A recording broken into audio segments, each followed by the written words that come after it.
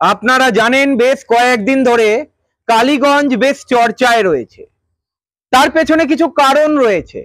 তামান্না ছোট্ট মেয়েটিকে প্ল্যান করে খুন করা হয়েছে।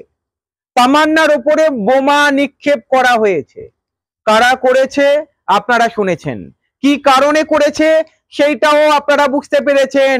টার্গেট ছিল সিপিআইএম পরিবার। আজকের এই তামান্নার মৃত্যু আপনারা দেখেছেন, গোটা বাংলা উত্তাল হয়ে উঠেছে। আপনারা দেখেছেন নদিয়া জেলায় একটা শোকের বাতাবরণ আমরা দেখতে পাচ্ছি। বামপন্থীরা দিকে দিকে লাল ঝান্ডা হাতে বেরিয়ে পড়েছে, প্রতিবাদ করছে। প্রতিদিন আমরা দেখতে পাচ্ছি বামপন্থীরা ঝান্ডা হাতে রাস্তায় বেরিয়েছে প্রতিবাদ করতে। আমরা দেখেছি এর আগেও তিলোত্তমার মৃত্যুর কাহিনী। তামান্না কি বিচার পাবে? আপনারা দেখেছেন গতকাল হুমায়ুন কবির গিয়েছিলেন মুখ বন্ধ করানোর জন্য।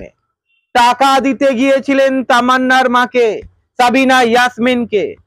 সাবিনা ইয়াসমিন কি বলেছেন আপনারা শুনেছেন, আমি আপনাকে 20 লক্ষ টাকা দিচ্ছি, পারবেন আমার মেয়েটাকে ফিরিয়ে দিতে? ভাবুন, এদের লজ্জা বলে কিছু নেই।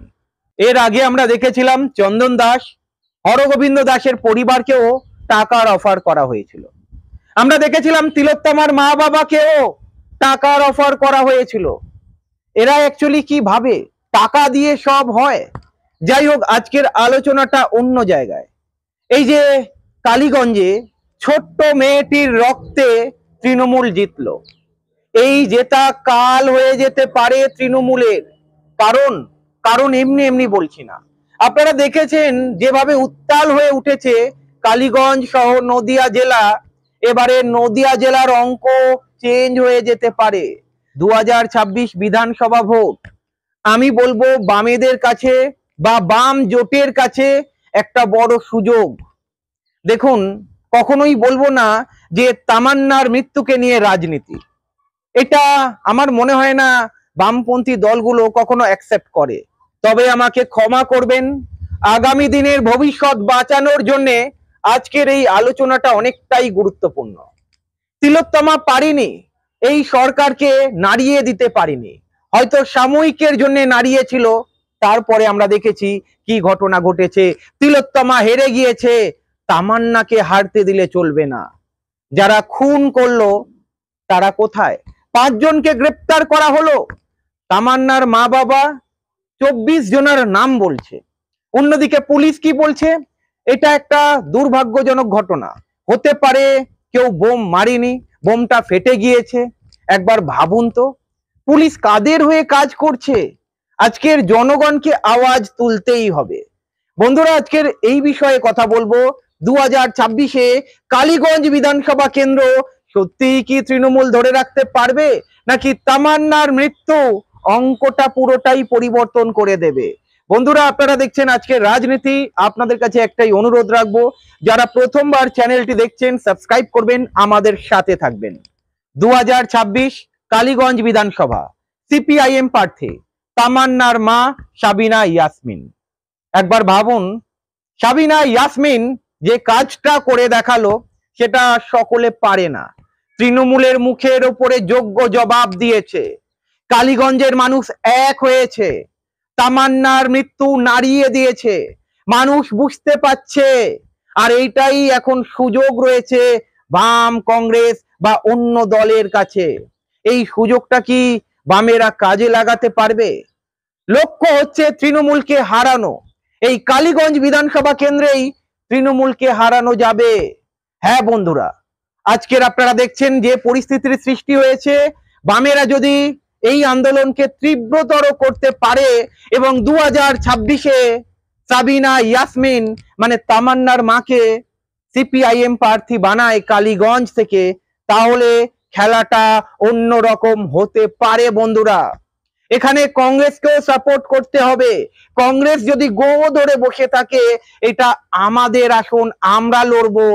আরএসপি যদি বলে এটা আমাদের আসন, আমরা লড়বো। লক্ষ্য হচ্ছে এই আসনটা দখল করা। আর সিপিআইএম এর প্রভাব ওখানে সব থেকে বেশি, সিপিআইএম এর সংগঠন সব থেকে বেশি।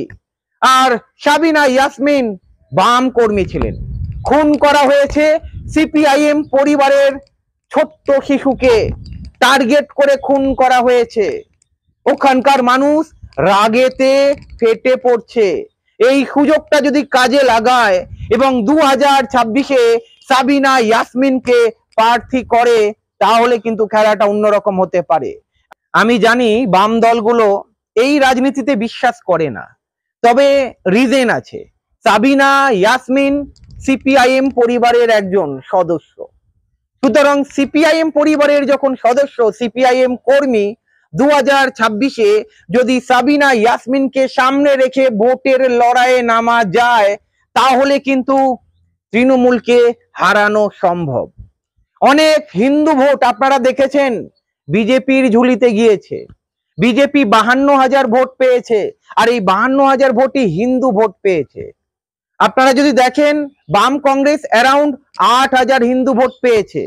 আর এই হিন্দু ভোটের পার্সেন্টেজ যদি বাড়াতে পারে, আমি জানি বাম কংগ্রেসরা হিন্দু মুসলমান করে না, তবে রাজনীতির ক্ষেত্রে যেভাবে দেখতে পাচ্ছি রাজনীতি চলছে, আলোচনার বেসিসে যদি হিন্দু ভোট টানতে পারে আর তৃণমূলের মুসলিম ভোট যদি চলে আসে, সাবিনা ইয়াসমিন আপনারা জানেন কন্যা সন্তান হারিয়েছেন, ওনাকে সামনে রেখে যদি ভোটে লড়া যায়, তৃণমূলকে হারানো সম্ভব হতে পারে।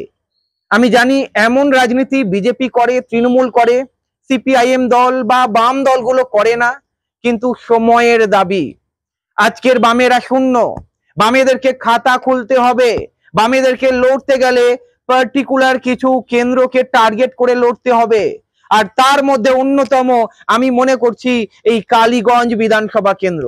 যদি বামেরা এই কালীগঞ্জ বিধানসভা কেন্দ্র টার্গেট করে চলে এবং সাবিনা ইয়াসমিনকে ওখানে প্রার্থী বানায়, তাহলে অঙ্কটা বদলে যেতে পারে।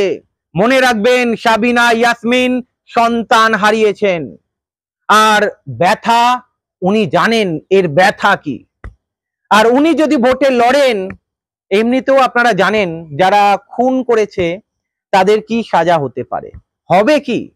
যেভাবে পুলিশ কথা বলছে, যেভাবে পুলিশ প্রশাসন বা সরকারে যারা রয়েছে একসঙ্গে মিলে যারা খুন করলো, তাদের কি সত্যি শাস্তি দেবে? আপনার মনে হয় যদি সাবিনা ইয়াসমিন প্রার্থী হয় এবং যারা খুন করেছে উনি যদি প্রার্থী হয়ে বিধায়ক হয়ে যান, ওনার কাছে একটা পাওয়ার থাকবে। উনি যদি এই ইস্যুতে ভোটে লড়েন, আমি কখনো বলবো না যে ওনার কন্যা সন্তানকে সামনে রেখে ভোটে লড়ার কথা, তবে মানুষ মনে রাখবে। উনিও কখনো ভুলবেন না ওনার মেয়েকে। ওনার মেয়ে সরকার পরিবর্তন করুক বা না করুক, কালীগঞ্জ বিধানসভা কেন্দ্র কিন্তু পরিবর্তন করে দেবে। এটা সম্পূর্ণ আমার অভিমত।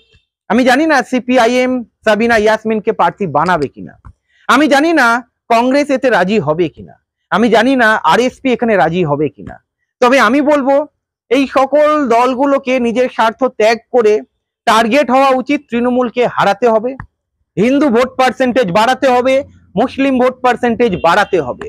যদি কংগ্রেস, আইএসএফ এবং বাম দলগুলো যদি মেনে নেয় এবং সিপিআইএম এর প্রার্থী এখানে দাঁড় করায়, খেলাটা অন্যরকম হতে পারে। আমি জানি আরো অনেক ভালো প্রার্থী রয়েছে, যদি সাবানা ইয়াসমিনকেও না দাঁড় করায়, যদি সিপিআইএম এর অন্য কোনো ভালো ক্যান্ডিডেটকে দাঁড় করায়, আমি মনে করছি 2026-এ রেজাল্টটা অন্য রকমের হতে পারে।